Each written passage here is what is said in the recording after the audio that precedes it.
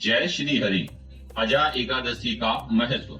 अर्जुन ने कहा, हे पुंडरीकाक्ष, मैंने श्रावण शुक्ल एकादशी अर्थात पुत्रदा एकादशी का सविस्तार वर्णन सुना। अब आप कृपा करके मुझे भाद्र मास के कृष्ण पक्ष की एकादशी के विषय में भी बतलाइए। इस एकादशी का क्या नाम है तथा इसके व्रत का क्या विधान है? इसका व्रत करने से किस फल की प्राप्ति होती है? श्री कृष्ण ने कहा, हे कुंती पुत्र, भाद्रपद माह के कृष्ण पक्ष की एकादशी को अजा एकादशी कहते हैं। इसका व्रत करने से सभी पाप नष्ट हो जाते हैं। इस लोक में और परलोक में मदद करने वाली इस एकादशी व्रत के समान संसार में दूसरा कोई और व्रत नहीं है। अजा एकादशी व्रत कथा। अब ध्यान पूर्वक इस एकादशी का महात्म श्रवण करो।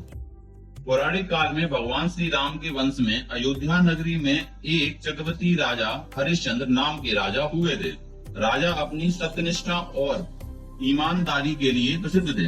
एक बार देवताओं ने उनकी परीक्षा लेने की योजना बनाई। राजा ने स्वप्न में देखा कि ऋषि विश्वामित्र को उन्होंने अपना राजपाट दान कर दिया है। सुबह विश्वामित्र वास्तव में उनके द्वार पर आकर कहने लगे, तुमने स्वप्न में मुझे अपना राज दान कर दिया।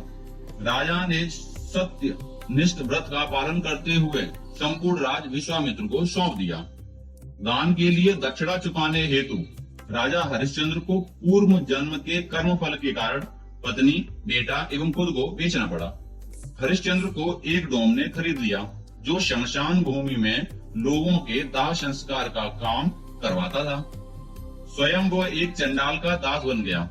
उसने उस चंडाल के यहाँ कफन लेने का काम किया, किंतु उसने इस आपत्ति में भी काम में भी सत्य का साथ नहीं छोड़ा। जब इसी प्रकार उसे कई वर्ष बीत गए तो उसे अपने इस नीच कर्म पर बड़ा दुख हुआ और वह इससे मुक्त होने का उपाय खोजने लगा। वह सदैव इसी चिंता में रहने लगा कि मैं क्या करूं, किस प्रकार इस नीच कर्म से मुक्ति पाऊं। एक बार की बात है कि वह इसी चिंता में बैठा था कि गौतम ऋषि उसके पास पहुंचे।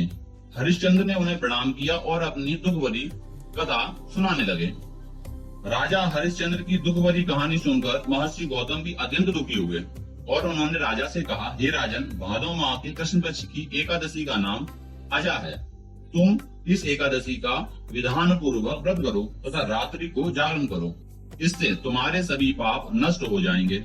महर्षि गौतम इतना कहकर आलोक हो गए। अजा नाम की एकादशी आने पर राजा हरिश्चंद्र ने महर्षि के कहे अनुसार विधान पूर्वक उपवास व रात्रि जागरण किया। इस व्रत के प्रभाव से राजा के सभी पाप नष्ट हो गए। उस समय स्वर्ग में नगाड़े बजने लगे तथा पुष्पों की वर्षा होने लगी।